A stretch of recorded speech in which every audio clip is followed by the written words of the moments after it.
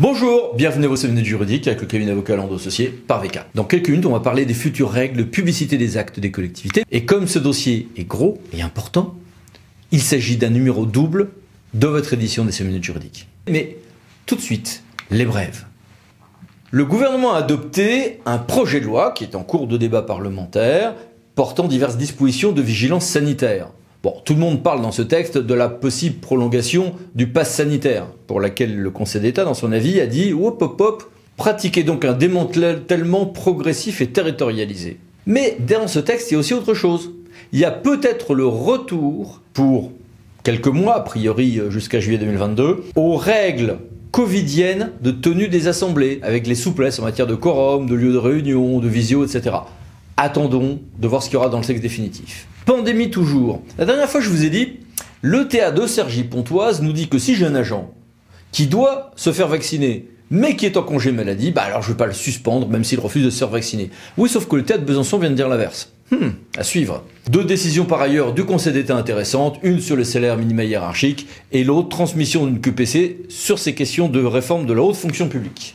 En matière de contrat, toute une série de décisions aussi. Une, qui concerne l'Olympique de Marseille, redéfinit ce que sont les événements de force majeure pouvant entraîner une exonération de responsabilité contractuelle. Important. Donc les CCTG en matière de travaux de génie civil ont été modifiés, arrêtés du 7 octobre. Et puis, le Conseil d'État accepte pour la première fois de déroger à sa position habituelle. Sa position habituelle, c'est de refuser d'assimiler faute contractuelle et faute quasi intellectuelle. Il accepte désormais de déroger à son refus d'assimiler l'une et l'autre, mais dans un cas particulier. C'est uniquement dans le cas des tiers qui sont titulaires de marchés publics de travaux dans leur relation entre eux. Mais quand même, on avance un tout petit peu, sachant que c'est un pas qui a été franchi depuis longtemps par le juge judiciaire.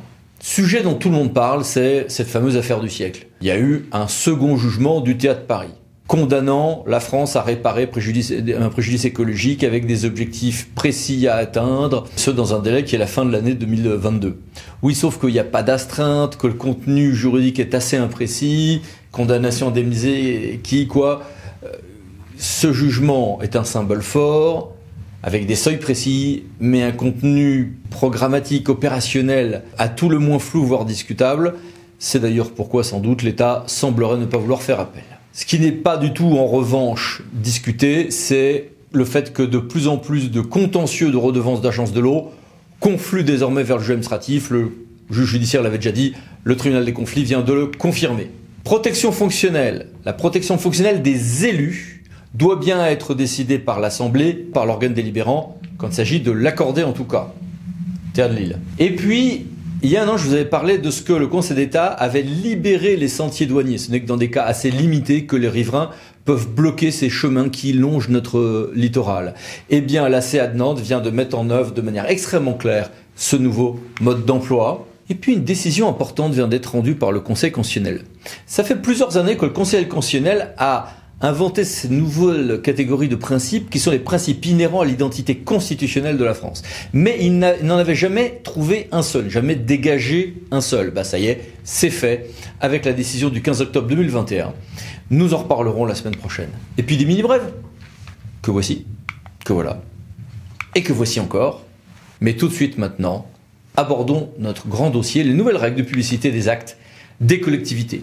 Recueil des actes administratifs, rejet des arrêtés, rejet des délibérations, compte rendu de séance, PV de séance, affichage notification, tout ceci s'empile depuis plus d'un siècle et il fallait un toilettage voulu par la loi engagement de proximité qui fut fait par un décret et une ordonnance du 7 octobre 2021 que voici et que voilà.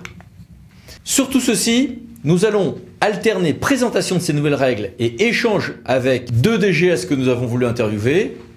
Bonjour à tous les deux. Bonjour. Et merci d'être avec nous. On commence. À ce jour, il faut distinguer le compte-rendu de séance et le PV. Le PV, en réalité, correspond à un seul tout petit article pour l'instant dans le CGCT. Et la plupart du temps, le juge estime que l'on n'a pas de droit à un recours quand on veut modifier le PV. Du coup, des pratiques très souples, parfois de simple enregistrement du conseil, se sont développées.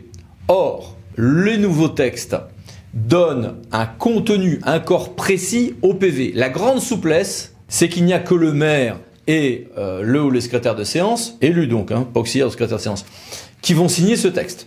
Fort bien. Mais en revanche, en termes de contenu et de périodicité, il se voit renforcé et il y a un risque même du coup que cet acte, en général considéré comme non susceptible de recours, puisse devenir susceptible de recours.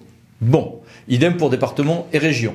Donc, inconvénient, ceux qui avant se passaient de PV ou le remplaçaient par un enregistrement ne pourront probablement plus s'en tenir à ces solutions de simplicité. Avantage, le contenu minimal du PV fait qu'on est clair pour dire que ce n'est plus le compte-rendu exhaustif analytique qui parfois s'imposait et qu'il n'y a pas besoin de faire signer ce document par tout le monde, mais on n'est pas tout à fait certain que le droit antérieur l'imposait en réalité. Alors, qu'en pensez-vous, messieurs les DGS ? Je gagne un peu de temps. Je partage, on gagne du temps. Eh bien merci. Le compte-rendu des séances du conseil municipal ou communautaire est supprimé au comité syndical. Donc il n'y a plus de compte-rendu. Alors on se dit, ah tiens, c'est bien, le compte-rendu dans les 8 jours à la porte de la mairie, il n'y a plus besoin.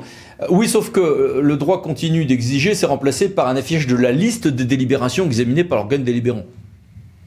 On n'y gagne pas grand-chose, puisque finalement, on continue à avoir un affichage à faire dans les 8 jours et qu'un compte-rendu de séance était en réalité bref, en l'état de la jurisprudence. Il est à noter que les règles imposant que l'affichage ou la publication des convocations ne semblent quant à elles pas avoir été modifiées. Le droit départemental d'ailleurs est plus simple, rappelons-le. Messieurs les DGS. Ça va dépendre de ce qu'on nous met dans la liste de succincts. Je trouve ça relativement redondant avec l'ordre du jour à partir du moment où l'ordre du jour initial a été suivi en séance. À noter aussi, continuer à avoir des règles spécifiques de publication pour les délibérations en matière d'intervention économique ou de convention de DSP, ça ne change pas, mais c'est souvent oublié, j'en profite pour vous le signaler. Registre des délibérations maintenant. On a une signature simplement par le maire et les secrétaires de séance, donc tout le monde dit « Ah, il n'y a pas besoin que tout le monde les signe ». Mais avant, il n'y a pas besoin que tout le monde les signe. Et puis il y a d'autres ajustements, mais alors tout à fait marginaux. Il avait été envisagé de passer à un registre purement électronique, c'est refusé. Les nouvelles formulations sont même encore peut-être plus claires qu'autrefois sur ceci. Voici par ailleurs donc ce qui change. Rappelons que là aussi le droit départemental et régional est en réalité un peu plus simple. Qu'en pensez-vous, messieurs ? Alors je trouve qu'on s'arrête au milieu du gué entre le maintien du support écrit et le support des maths, et pour des raisons qui m'échappent complètement. Alors, je suis peut-être un mauvais exemple, mais nous, on était déjà au milieu du gué.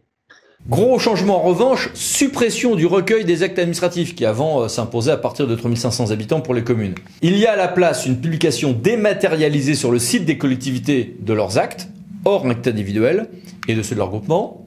L'obligation d'affichage de publication sur papier est supprimée, mais il y a des souplesses qui ont été prévues pour les communes de moins de 3500 habitants et pour les syndicats de communes et les syndicats mixtes fermés. Avec un petit regret, c'est que moi j'avais pensé naïvement qu'on allait pouvoir avoir un site national façon circulaire.gouv.fr où on téléverse toutes les délibérations et tous les actes réglementaires, cela valant à la fois transmission préfecture et publicité une bonne fois pour toutes et facilitant les recherches plutôt que d'avoir à faire ça sur son propre site, etc., etc. Bon, c'était sans doute trop simple. Voici un petit graphique que je vous indique, qu'on peut voir un peu plus grand. Voilà. Qui détaille ce que sont ces nouvelles règles, avec quelques détails que voici ici. De nouveau, messieurs les DGS, qu'en pensez-vous ? On était déjà sur un open data au titre de l'Interco. On s'arrête au milieu du gué là aussi et on nous laisse à la fois entre l'open data et le support écrit et c'est assez incompréhensible. Moi, je considère que le support écrit a son avantage et je reviens sur l'époque Covid, quand lorsqu'on étudie un peu les demandes de nos administrés. À ce moment-là, en tous les cas, je pense qu'on a eu une vision assez claire de ce que d'aucuns appellent la fracture numérique. Par contre, quand on parle de PLU et de SCOT, deux changements. Un, là, ça sera une publication sur un site national, géoportailurbanisme.gouv.fr. Pourquoi on n'a pas fait ça pour le reste aussi, mon Dieu. Et deuxième chose, là, au lieu d'avoir une grande bascule vers le nouveau régime juridique au 1er juillet 2022, ça sera donc au 1er janvier 2023.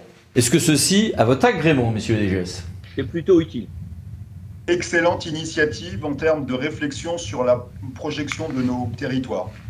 Bon, il y a une communication papier pour les demandeurs, oui bien sûr, il y a 2-3 corrections de bugs par ailleurs dans le texte qui sont prévues. Une télétransmission qui est impérative à partir de 50 000 habitants. La réalité sur le terrain, c'est qu'on est souvent avec une obligation de télétransmission en dessous ce seuil, de toute manière. Une transposition aux intercommunalités que voilà, et à l'outre-mer que voici. Reste à digérer tout ce texte, la mise en œuvre. Je le dis tout à l'heure, 1er janvier 2022, sauf 2023 1er janvier 2023 pour la partie urbanisme. Merci beaucoup, Messieurs les DGS. Merci, à bientôt. Et merci à vous. Au revoir. À bientôt pour une nouvelle vidéo, les 5 minutes juridiques parlant de associés. Pour VK, pensez vous abonner. Merci, au revoir.